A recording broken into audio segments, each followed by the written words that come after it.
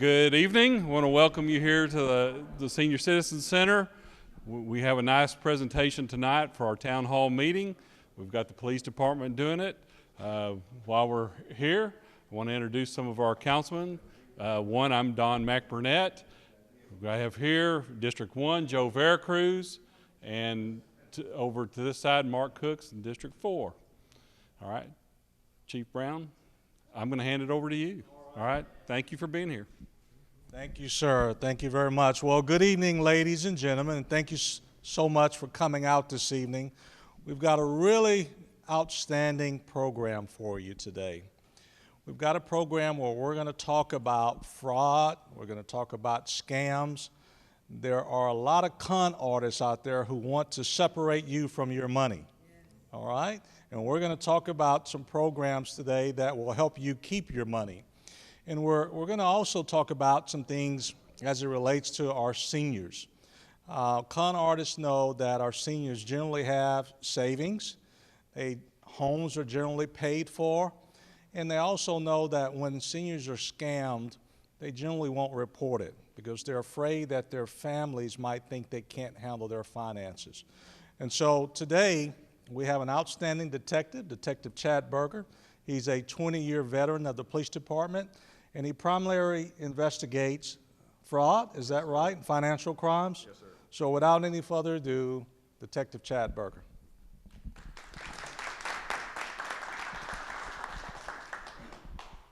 Thank you. Like the chief said, I've been a detective now for over 10 years. My first 5 years I did auto theft. The last 5+ I've done financial crimes. Also register sex offenders and do all the major crime scenes. So if y'all have any questions afterwards about that, I can probably intelligently answer some of those. If you have any questions during the presentation on the topic, you can just raise your hand. We'll get on that subject right then and there. This presentation is not going to totally 100% protect you. It's kind of like when Officer Sis goes to your house and does a security site survey to how to improve your house to get from break-ins. This is just going to make your information a little bit harder for them to get your information. If somebody wants it, if somebody wants in your house, they're still going to get it. The main goals of this presentation is to help you prevent it from getting out. The first topic, we're going to talk about skimmers. The main type of skimmers are, I skipped ahead, handheld skimmers, gas pump skimmers, and ATM skimmers. The handheld skimmers are small devices like this. It was big and popular about 10 years ago. Waitresses and waiters would have it in their hand when they took your credit card from the table. Before they ran it through the cash register, they'll skim that information, run it through the register, and give it back to you. Meanwhile, on her break, she'll go out to the car, and her boss, whatever you want to call him, will come up, download all that information, and before you know it, your information's out there public, and you don't even know how they got it. When I first started in this presentation about 5 years ago, they were $100 and only scored 8,000 records of data. Now with technology, they've gotten a lot smaller, a lot cheaper, and over $2,500 data items, so they can score 2,500 credit card accounts on there. I got one at my desk. I paid $10 for it, and I can do the same thing. I plug in my computer, run your credit card, and the number pops up on the screen. It's cheap and easy. Now with the point-of-sale devices on the tables that you can pay on the tables, it's not as prevalent as it was in the past with the wait staff. So it's a little bit safer until they get hacked on the back end. ATM skimmers. Basically what the ATM skimmers, it's $200 in parts that you can get from broken cell phones or whatever. They fit over, this is the slot where you put your card in, and it just fits over the top like right here. You won't even notice it. But with the ATM skimmer, they also have to have a camera to see your PIN number. This one right here has a skimmer in place, and up in the corner here, this little box, that is the camera that shoots down. This is what it looks like without it. Over here, they got the little overlay and the PIN pad overlay. That one, they can get your PIN code from that overlay device and match it up with your credit card number. Same way here, the overlay. And then the camera is mounted in the little brochure packet.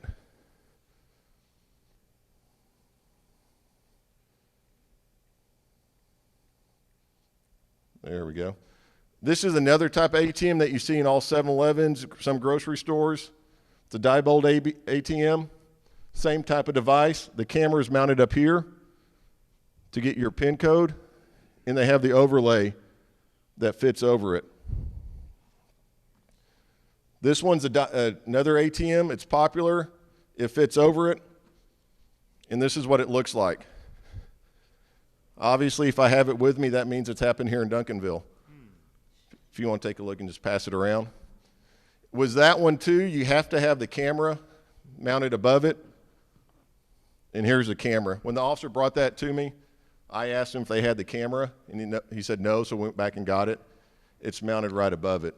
Funny story on that one, the guy was using the ATM. It fell off in his hand, so he took it up to the clerk and then went back and used the ATM because I watched the video. So what the main thing with those external ATM skimmers like that, you have to shake it. If you shake it and it comes off in your hand, that's a good clue. Either that or it's a bad machine, then you just broke it. The other thing is covering up your PIN pad so they can't, if there is a skimmer, the camera can't see it. Like this device right here. Some ATMs have it over it so they can't see what you type in.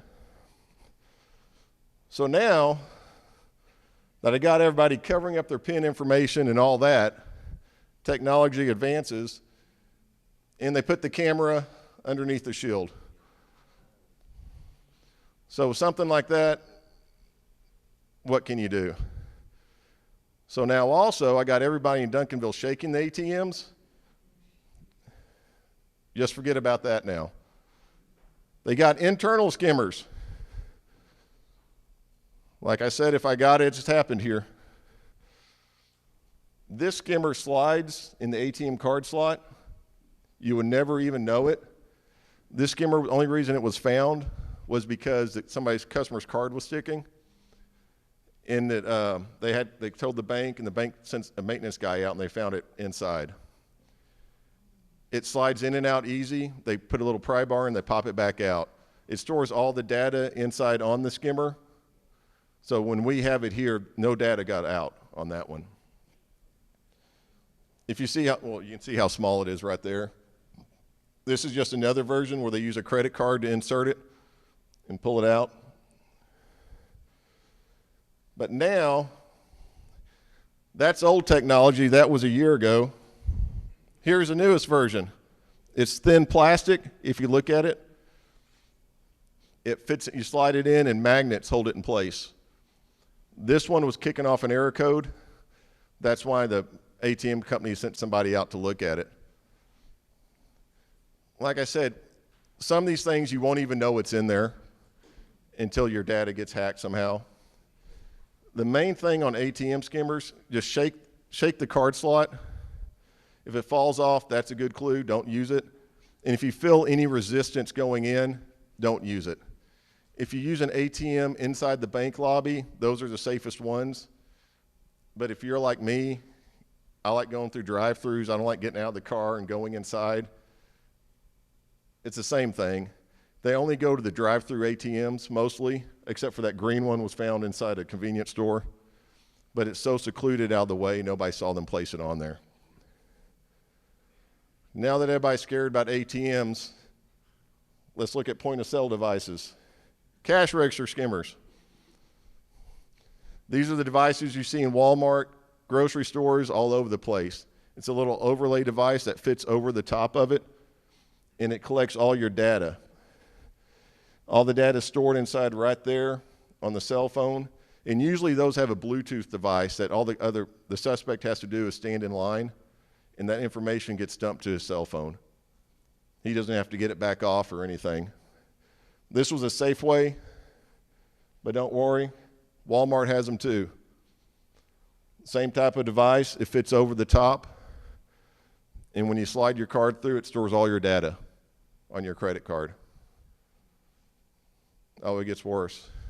I heard somebody give a sigh. Luckily or unluckily, I don't have any of these, which means either we don't have them in Duncanville or we haven't found them yet. This is another one that was at a gas station, another one you see popular. Basically, all major brands of point-of-sale devices, they have skimmers that mount over them. Kind of like with the ATM, if you grab it, shake it, if it falls off in your hands, that's a good clue. The ones at Walmart are always loose and wobbly anyway. Yes, sir.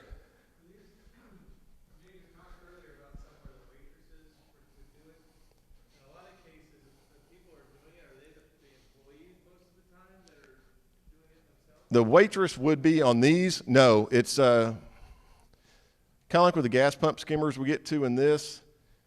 They have their certain brand of devices that they like to do. They'll come up. I have a video, another presentation, where one guy goes up, distracts the clerk, asks for cigarettes. The clerk turns around, the other guy just pops it on. Less than 5 seconds. It's quick and easy. And that one fell off also because they don't have enough glue to mount them all the time on there. Barnes & Noble, they had a point-of-sale device tech came out to update their machine. By updating it, he put a skimmer inside with Bluetooth. This was a perfect one. Barnes & Noble device actually powered their skimmer, so he never had to go back and get it. He just stood in line. All the data dumps to his phone. So once it's on there, and you never know where you got compromised at. Gas pump skimmers. You can buy them online, free shipping. Apparently, gas pump skimmers is mostly Cuban nationals and Eastern Europeans for some reason. All the crews, I get alerts all daily. It's the same people that travel all around the country that install them. Kind of like the ATMs, they have their certain device they like that they know how to get into and how to mount them. Obviously, when you use gas pumps and you look at those tags, that's just to make sure the device isn't mounted on it. On the side and right there, that just shows that nobody's opened it and installed the skimmer. They even have the keypad overlays to get your PIN code if you pay by a debit card. And now with the credit cards, they ask for your zip code. Yes, ma'am.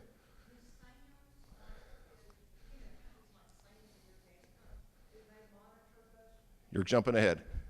I'll get right there. Just 1 second. Obviously on this one here, if you look up underneath, I don't want anybody reaching underneath because basically they pry it open and use a little screw to put it up in there. That's one from Mesquite. This one here is from Duncanville. I'm kind of jumping ahead, but this is one we recovered. This was the first one I've seen. Instead of using Bluetooth, it has a T-Mobile SIMS card. So they don't even have to come back to the gas station to get your data. Once it skims your data, it texts it to the guy on the other end.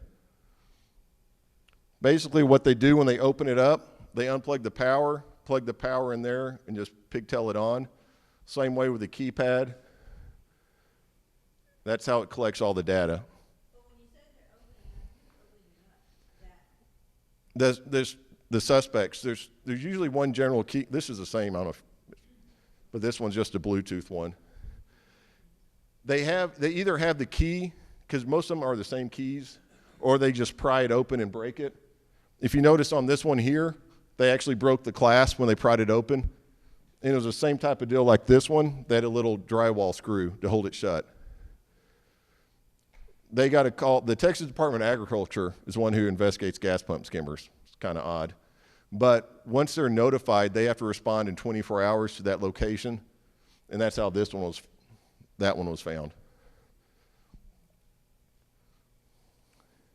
Kind of like the ATMs, gas pump skimmers also have the little overlay device. This guy was even nice enough, they even put the sticker on it so it looks official.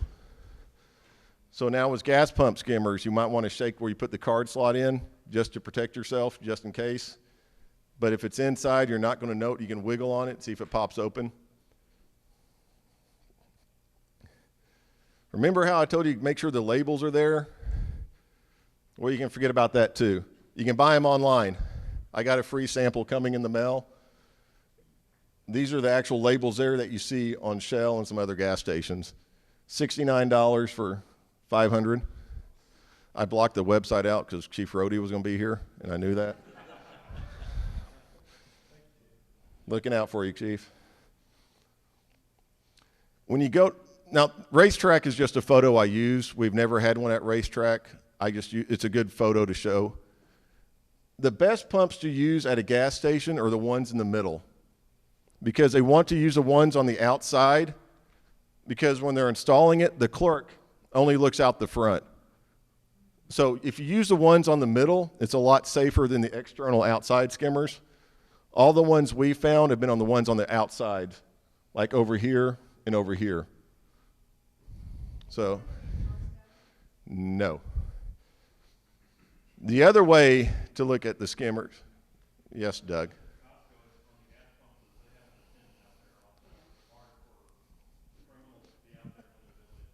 Not to argue with Doug, but at 2 o'clock in the morning, there's not an attendant there. Just state your table. Now, you asked earlier about SAMs. ATM, I'm jumping ahead on this. ATMs and gas pumps, now we have the chip readers. Because of technology, they gave gas pumps and ATMs till October of 2020 to update it. The way you can see if the gas pump is encrypted and better, they have the raised keypad like your phone does, and the card entry is horizontal. All the ones getting the skimmers now are vertical. They're up and down because your data is not encrypted when it goes in. So Sam's, Costco, that's a 7-Eleven. I'm not sure offhand, but if it has the raised keypad and the horizontal key slot, those are encrypted gas pumps. You get a lot. Am I blocking your view a lot? No. Just throw your water at me. But those are the best ones to use because they're already encrypted to the 2020 technology. But you notice they also have these nice little stickers I showed you for $69.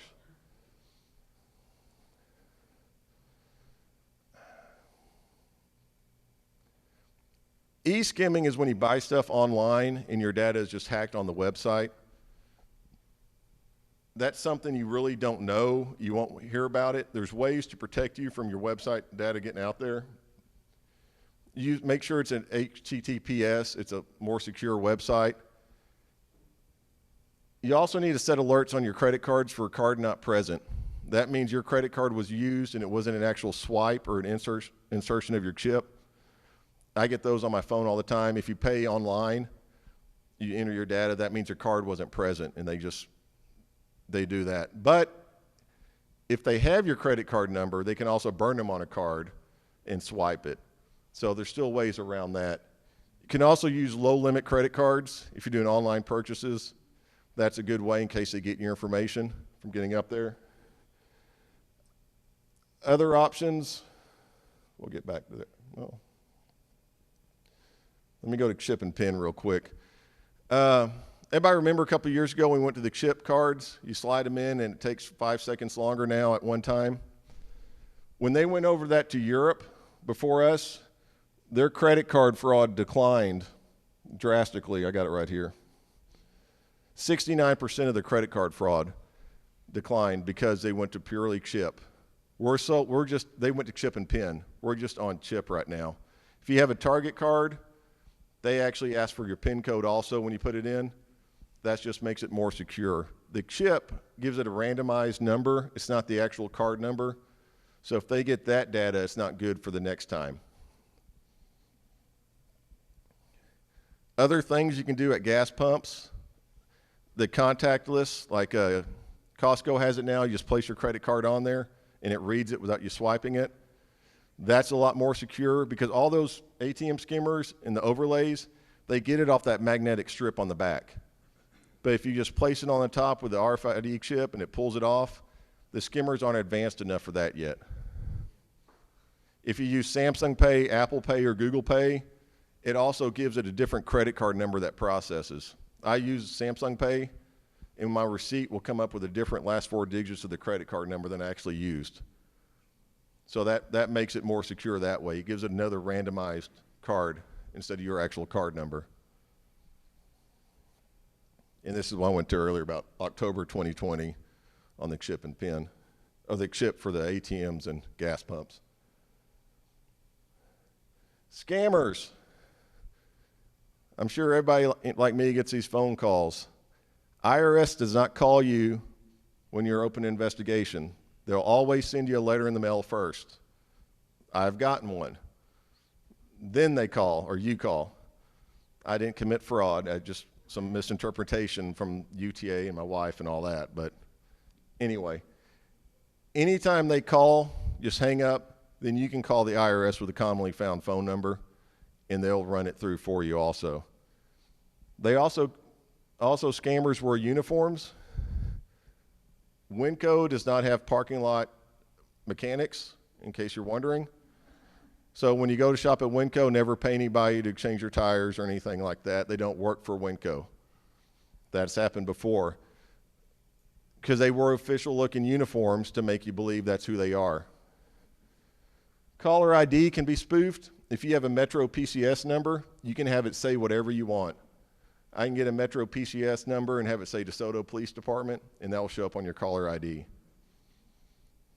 So always when you get the call, hang up, call back the number either on your credit card or bill, and that'll be the proper number.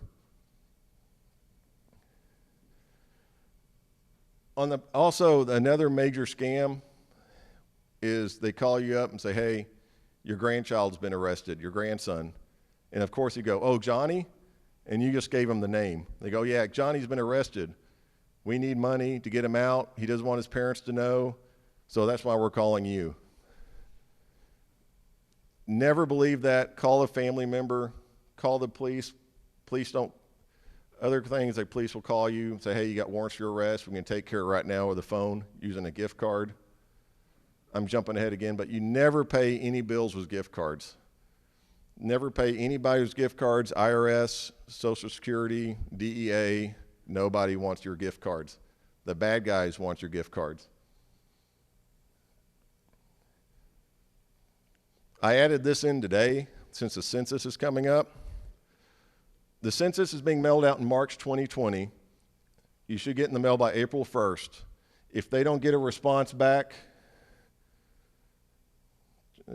by May, they start sending people out to your house. The questionnaire, this presentation is going to be online and the PowerPoint's going to be online, so if you can't read it all, I'm kind of skipping through to open up for questions, some of it. There's only certain questions they're going to ask about race, sex, age, relationship to one another, phone numbers. If they come to your house, this is open up great for scammers. They're going to have a photo ID that says U.S. Department of Commerce on it with a seal and expiration date. You can ask for the regional supervisor phone number to verify who they are. They're obligated to give it to you. I wouldn't trust what they're saying because they may give you their friend's phone number who say that's who they are. Our division phone number is 1-800-852-6159. We're out of the Denver office. So you'd call that number and go, hey, I got Joe Veracruz here. He says he works for the census. Does he work for you? And they'll say yes or no. The Census Bureau will not ask for your Social Security number. They won't ask for any money, bank account information, or donations. They're not going to ask your political party, anything else. So don't give it if they ask, and if they do ask, they're scamming you. Call the police. We'll come out and call the number, and we'll take care of it that way. Same way with IRS agents. Apparently they have a civilian group that goes to businesses that when they say, I'm going to call the police, they take off and run, but they're actually with the IRS. It's kind of odd. But they have ID. If you're any suspicious of who's at your house, call the police. All the guys have the numbers of who to contact to verify employment, what they're doing, and if it's legit or not. It's always better to play it safe along those lines. Anybody get that number? Like I said, it's going to be online and it's being recorded, but it's also on the census website. The main thing on the scammers, be alert. If you're selling something online, let's say a printer for $50, and some guy from Oklahoma is going to pay you $200 for it, he can get that printer in Oklahoma a lot cheaper. But what's going to happen, he's going to send you that $200 check and say, hey, I'm going to have my guys come pick it up. You just keep the difference and send me back $50. What's going to happen, you're going to put that check in your account. you're going to send him $50. 3 to 5 days later, the bank's going to tell you, hey, that's a forged check. You're out $200. So if it doesn't make sense that a guy in Oklahoma wants your $50 printer, it's not. Like I said earlier, if they say it's a family member getting sick or hurt, always call the family. Don't believe the person on the phone. Call them and verify what's going on, if it's legit or not. Like I said earlier, beware checks made out over the amount. And the main thing, never pay a bill using a gift card. What they do with the gift cards, if you're scammed, they're going to stay on the phone with you the whole time while you go to the store, buy the gift cards, because they don't want you talking to anybody else. The minute you buy that gift card, you can go to your car, scratch off the number, and give that card to them. By that time, that gift card is drained of all its money and then sold either on the secondhand market for gift cards, or they send it out to their guys all over the country. I've had them used in Houston, California, Maryland. It's that quick. And a lot of the times the problem is you don't know if they got that card number on the secondhand market or if they're actually involved with the scam. So that's the main part of scams. If they're wanting to get paid with a gift card, don't do it. We've had people show up in the lobby and the guys are still on the phone with them because the guys don't know, I'm at CVS buying the gift cards now, but they show up in the police department. So they don't want you off the phone because they don't want you talking to somebody else to tell you no. On the scams, with holidays coming up, like the chief said, elderly people, they don't want to feel victimized or tell that they've been scammed. So over the holidays, if you want to make small talk, like, hey, I've been getting all these strange phone calls from the IRS, then if your grandparents or parents go, yeah, I have been too, that's a good way to open up that topic to make sure that they're aware that they're not calling, you don't pay with gift cards, and you're not demeaning or making them sound ignorant of the scam. It's a way to just open up that conversation. Internet is also popular on scams. You get the pop-ups that pop up, take over your computer browser, and same on your phone. Microsoft or Apple will never call you if your computer's down. I've gotten phone calls from Microsoft wanting to fix my computer. What they're wanting to do is dial into your computer and take it over and get in your account information. That, or the other big scam, is your antivirus company will call you saying, hey, you actually overpaid last year. Give us your credit card number. We'll just send the money straight back to your credit card or your bank. It happens. It happens all the time. The main thing to do on that, just back out, restart your computer, restart your phone. 9 times out of the 10, you'll be fine. Internet scams. Everybody gets the emails, right? This one here is supposed to be from SunTrust. If you hover your mouse over it, where you sign in, it'll actually take you to an IP address that doesn't even come back to SunTrust. I got better examples here that are easier. This is the email I got from PayPal. They're limiting my PayPal account. But if you look at the email address, it's not from PayPal, it's from PayPi, P-A-I. If you look at it quickly, it looks like an L, but it actually takes you to a completely different website. This one here, my transaction's been declined. Same deal. This is from onepaypals.com. If you just look at it brief, that's a good way to tell what website it's from. United States Postal Service, emails from them. Always look at the email address and then the website. The HTML code up here, it can say whatever they want, but it'll link you to something else. If you hover your mouse over it, it'll usually show up in the lower left-hand corner where it's actually directing you to. The U.S. Post Office, I'm pretty confident they have a .gov account, not one from Spain. And then I don't know why when I click on their website, I'm going to a Romania website. If you just hover your mouse over that, it'll tell you where it's actually sending you. The .ro is from a Romania web address, and the ES is from Spain. So this one's even odd. The email's coming from a Spain account, sending you to Russia. Facebook. This was posted recently on our Duncanville DeSoto buy-sell trade. working from home. Amazon wants you to work from home. But this guy doesn't even live in the United States. So obviously this would be a scam, but people fall for it all the time. You'd have to give them your credit card information so they can direct deposit your pay, social security number, all that good stuff. And of course, you never get the welcome packet or working from home. But don't worry, there's no BS in this one. It's not a scam. And he's not here to waste your time or mine. As long as you do your job, you get paid.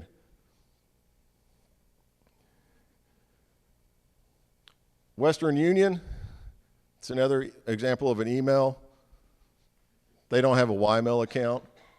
And I'm pretty confident that the Board of Debt Management, Federal Ministry of Finance, does not have a Yahoo account for an email address.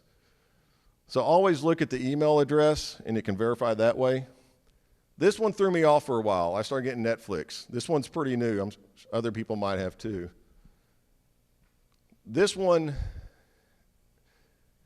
it looks legit until you notice method is misspelled. And I'm not sure what MidHood is. To update your payment MidHood. I had one time a lady with a fake paper driver's license, because obviously you can buy a new car with a paper driver's license. I knew it was fake. I spent an hour looking at it until I finally noticed the DPS logo. They misspelled courtesy. It was almost to the point I was calling DPS to send it to them and go, hey, what's wrong with this? Obviously the DL number didn't match. But if there's something misspelled, that's a good sign. This is another Netflix one I got from justbanter.test. The wording is all off too. Expired membership until October 2019. I got this in November. Auto recharge, and Netflix is even capitalized. I'm sure a major company would capitalize their own name. In this one, if you click to restart your membership, you're going to go to christmasofficeparty.com in the United Kingdom. Like I said, just hover your mouse over it, and it'll tell you what's really sending it to. If you think you have an issue with your Netflix, just log into your Netflix account and see. Don't go off what they send you. Facebook surveys. I'm sure everybody sees them all the time. Hey, what's your favorite vacation site? What was your first car? Main thing about those, what are your common security questions on your bank account, your credit card account? Favorite vacation site, your first car, where you met your wife or spouse. If they can do some social engineering on that, if you're like my wife, if they want to go back and look, they can probably figure out her maiden name by people she tags, because that's another question, your wife's maiden name or your mom's maiden name. If you go back and look at people they tagged, you can pretty much get a lot of information on that. ID theft. This is where I embarrass my wife a lot. Don't give anybody your information if they don't need it. Public schools don't need your kids' social security numbers. If you refuse to give it to them, they'll automatically give them a state-issued ID. My kids went to public school for the first time last year, so my wife made me register them because she knew I was going to bring that up. So I just told the lady, hey, I know I need a state-issued ID. She gave it, no problem. 10 minutes later, she goes, wait a minute, why did you ask for that? Because nobody ever asked for that information. The downside was when we got the task or STAR test back, they send you a link you have to go log into another outside company's website. But to get your kid's test, you got to enter their social security number. So you give your social security number to the school, but they give it to other companies to use for your kid to log in. I didn't know my kid's state issue ID number, so I couldn't log in. Luckily, they passed.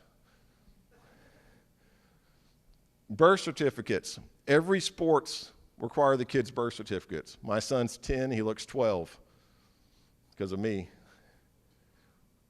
All they need is your kid's name and date of birth. They don't need my wife's full name, her birthday, my full name, my birthday, what doctor and all that. This is where I also embarrass my wife. This is what I give them. Every information's blacked out. I have printed on here, not for identification purposes, who I gave this copy to and my contact information. My daughter's played softball and soccer, and my son's been on probably 4 different baseball teams. We never get birth certificates back. So you don't know who has that information. We had a soccer coach's car got broken into. They stole his soccer bag, binder of all this players' birth certificates. We caught the guy. So Deep Nights did a good job. But if you think about something like that, you're entrusting that coach with all your kids' information, but through no fault of his own, it gets out there. By the time your kids gets old enough to apply for credit, job, or loans, they may already have bad credit because somebody has their information using their Social Security, their state ID, a bogus Social Security card. You can get IDs, employment, whatever you want. But my kids, this is what you get. Doctor visits, when my kids were on my insurance, they would always ask for my Social Security number. I refused because I just gave them the group ID number, the number on the card. They've never refused a service, so I don't know why that my kids' doctors would need my Social Security information. That will come into play later on. Mailboxes, ID theft. This is a Duncanville post office mailbox. If you notice the upper left-hand corner, see all that rust? That's where they've actually tried to pry in there. What they do, they put a pry bar inside to make it wider. And everybody's seen those glue rat traps? They wrap it around Gatorade bottles or another device, and they go fishing. They throw that in the mailbox to get all the mail out, and they pull it out. Like I said earlier, we don't like drive-throughs. I always walk inside. Any outgoing mail's dropped inside for that reason. Like I said, this is ours. Placing outgoing mail in your mailbox that's on the street or the house is also a big concern, unless they're stupid. This is a guy we caught one time. He was stealing outgoing mail, but he was organized. He had a scrapbook. The first page told you his name, his phone number, his email account, his mother's and his girlfriend's baby mama's name. Then on the subsequent website, the pages, he had taped the credit card he got, the information needed to use that credit card right above, and basically had a scrapbook of all his ID theft he was committing around town. Post office inspectors took this case over. They loved it because how can you argue with that in his full name? Everything's right there. I use a P.O. box now. The advantage of a P.O. box is you have a different zip code than your home address. So when my billing zip code is 751, never mind, because this is being recorded. So my billing zip code is different from my home address. So if somebody steals my wallet, they'll have my driver's license with my home zip code, and they go use my credit card and enter that zip code, it's not going to work. Partially for that reason, the mail theft, that's why I use a P.O. box. I was just about to get rid of it till this happened, so I still have it. It does cost money, but it's something you can do. If you don't want to get a P.O. box, you can do informed delivery from the United States Post Office. You sign up for it online. Every piece of mail that goes to your house is automatically scanned in, and you'll get an email, like right down here, showing you you should be getting the mail that day. If it's a large, oversized item, it won't be scanned, but it lets you know, hey, I'm expecting my Chase Amazon bill today, and if it's not in your mailbox, you need to be concerned. Once they get your information, they just sell it openly on the black market. These are some websites of the dark web Rhodey wanted.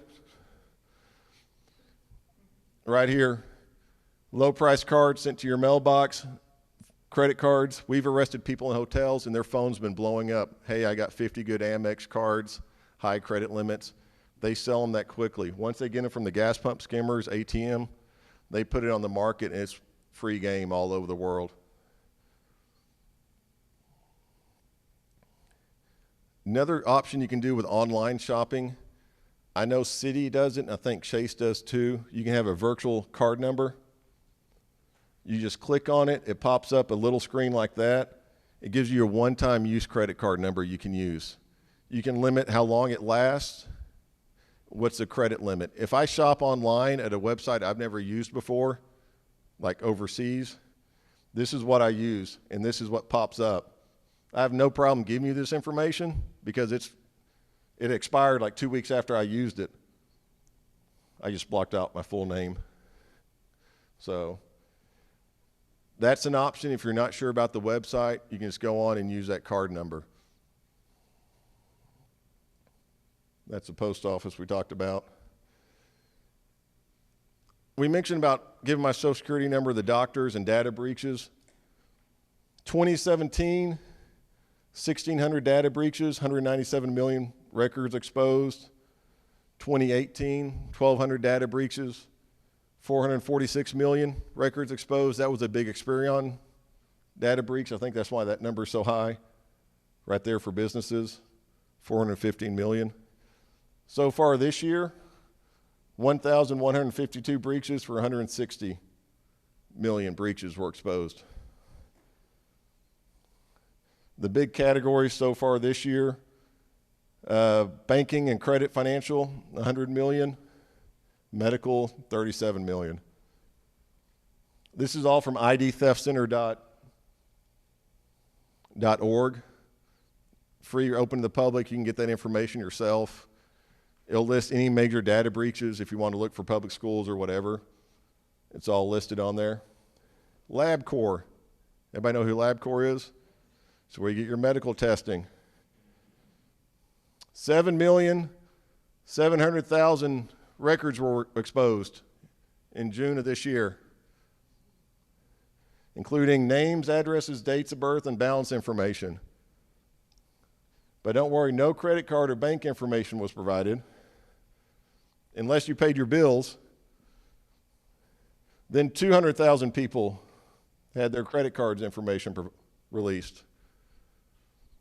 That's why the best thing, if you can limit who has your Social Security and information, it's always better.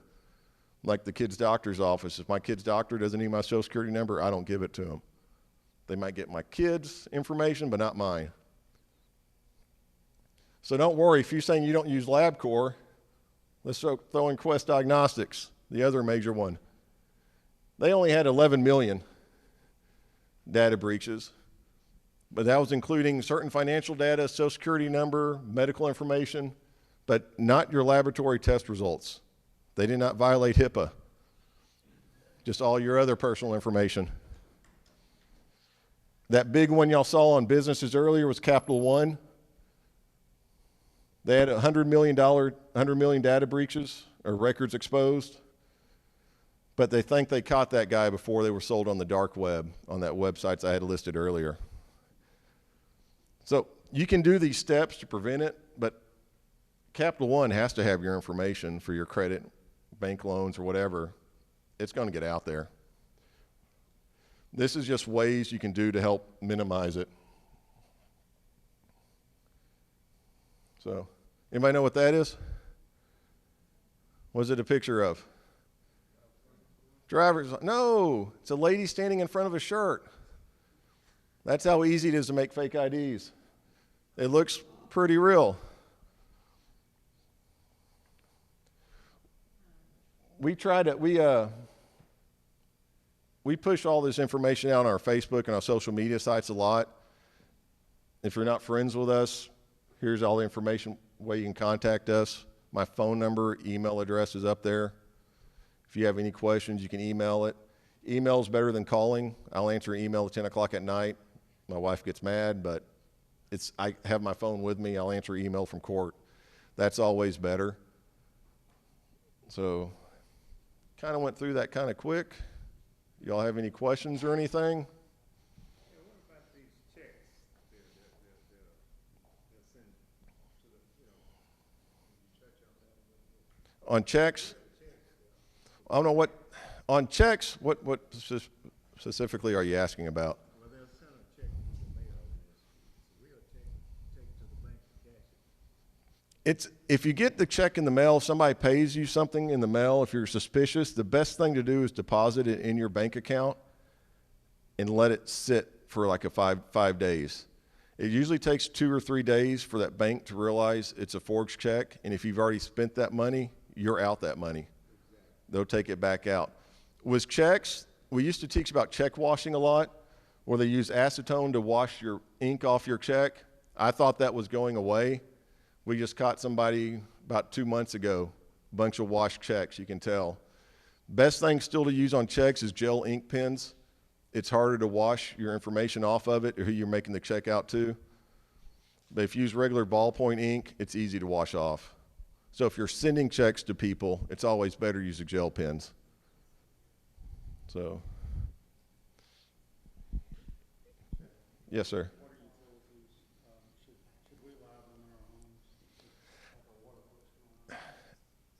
I covered that earlier about people knocking on your door like water utilities in your home. They may look like they're from City of Duncanville. At my decks, I have a FedEx uniform. I mean, you can get those off thrift stores, wherever you want. If somebody comes knocking at your door, you don't know who it is, talk to them, tell them, hey, let me call and verify who you are. Don't let them in your home unless you're confident 100% who they are. Same way with ladies or even men, if you're home alone during the day and hear a knock at your door, if you don't want to answer it, the best thing to do is yell, hey, come back later. Because 9 times out of 10, if it's somebody not looking for you, they're checking to see if anybody's at home or not. We get calls all the time, hey, these guys were just knocking at my door, I didn't answer, and now they're climbing my backyard fence. So at least yell out, hey, come back later, I'm busy. They know you're home. Unfortunately, they'll go to your neighbor's house. But if you watch them going to your neighbor's house, call the police. We'll come out. Even if it's nothing, we'll investigate it and see. But I tell my mom that all the time when she's home alone, just, hey, she doesn't have a Ring doorbell. The main thing, just go, hey, I'm here, just come back later, I'm busy. That way they know you're home. It's another way to make your house a little bit harder, kind of like your personal information. Yes, I have a Ring doorbell. We're working, finally, Ring's getting back with us. They got the Neighbors app. We're going to start rolling that out. That's going to be something good where all the community who has Ring doorbells, they can put on there. And if we have something that happens on your street, we don't have access to your camera video, but we can put on there, hey, we had something happen on the 900 block of Fairlawn between this time, check your cameras. And if you have something, you have a way to send it to us. Ring's good. You can answer from anywhere. We have videos all the time. It's the best thing. Same way with package theft. Officer Sis is working on a newsletter he's about to put out on package theft, things you can do about that. Jack, you talked about online purchases, making them aware of our safe exchange zone. Yes. Online OfferUp, Facebook Marketplace, all those social media selling sites. We have a safe exchange zone in front of our police department. It's monitored with cameras. It's well lit. If they don't want to meet you at a police department to exchange that item, you don't want to meet them. We have people from North Dallas come down here to meet in an alley to sell a MacBook. That doesn't make sense. And guess what? They lost a MacBook or they get paid counterfeit money. But if you come to the police station, if it's legit, somebody wanting to sell it, they have no problem coming to the police station. We've had guns bought and sold in the station before.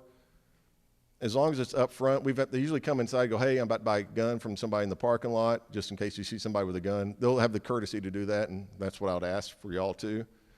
But it just makes it a lot safer for you and more secure.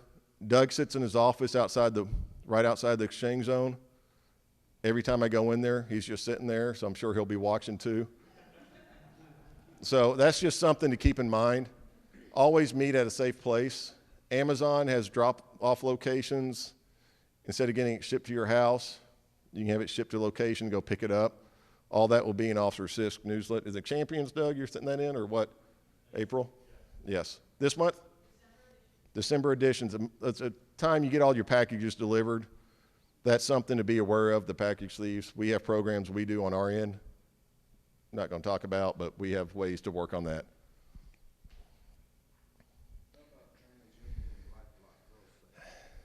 The thing was LifeLock. Remember, the LifeLock's big deal is the CEO goes, hey, here's my social security number, give it a try. He's been hacked numerous times. It helps.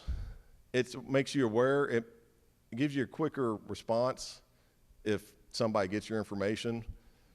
But I'm not sure which one's better over the other.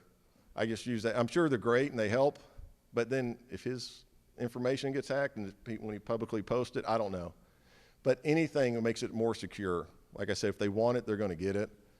It's just one thing you can do, I took it out of this slide, is a security freeze or security credit freeze or credit alert.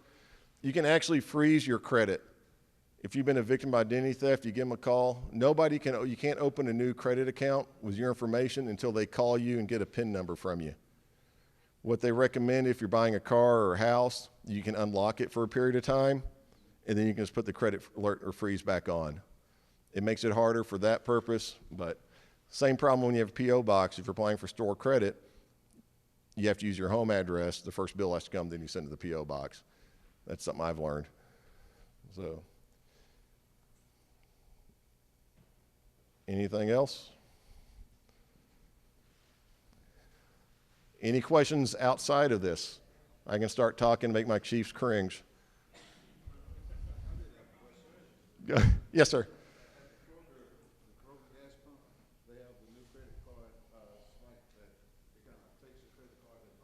Yes.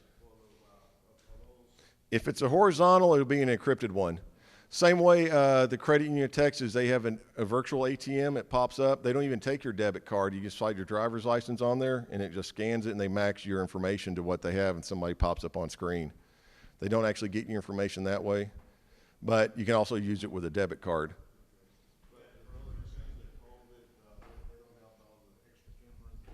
Well, if it has the keypad, the raised keypad and the horizontal, it's a good sign it's an encrypted keypad.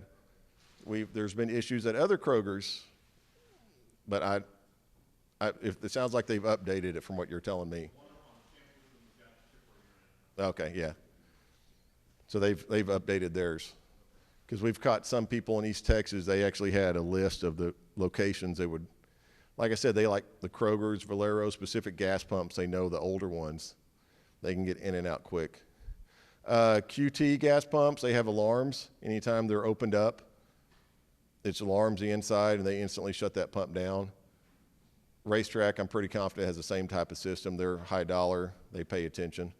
But on the gas pumps, like I said, the raised and the horizontal key card slots are good clues that's an encrypted one. The best ones to use on those.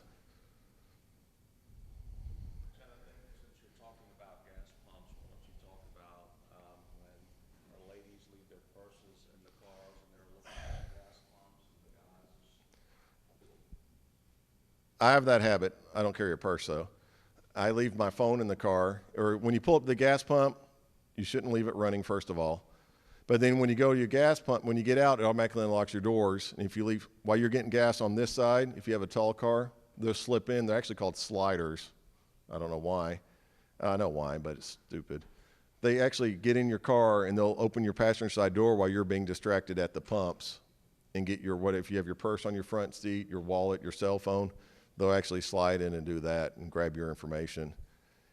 If you go to the bank, get large amount of money, another common theme is they'll have people watching you go in the bank. If you come out with like a money bag, they'll actually follow you. And if you stop at QT, they'll break in your car and steal the money. That's another thing that comes and goes. So if you're ever in the bank, just conceal it before you come out. And maybe not go straight home, or if you think somebody's following, just be aware if somebody's following you from the bank. That's another major problem we have every now and then. But the gas pumps comes and goes also about them slipping in and stealing your paperwork or purse or wallet, whatever you leave in the car. I always open the door, roll my driver's side window down, and then lock the car. That way I know I can only get in from this side. That's just what I do. I make my wife paranoid too, so I don't know. Anybody else? Rhodey. You're just smiling at me.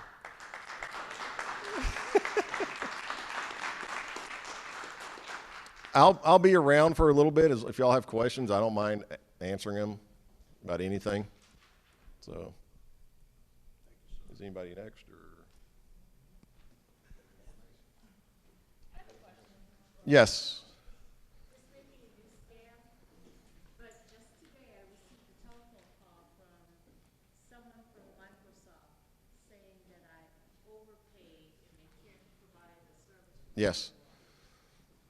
Real quick, before you leave, Doug has some pamphlets over there if you want to pick up something and just look what information he has you can take home with you. But yeah, it's the same ways like antivirus companies or a computer will call you and say, hey, you overpaid us on this. They ask for your credit card information or your bank account to send the money back to you. That's what they're doing. They're wanting to get that information from you, and therefore they then have access to your account. That's the smart thing to do.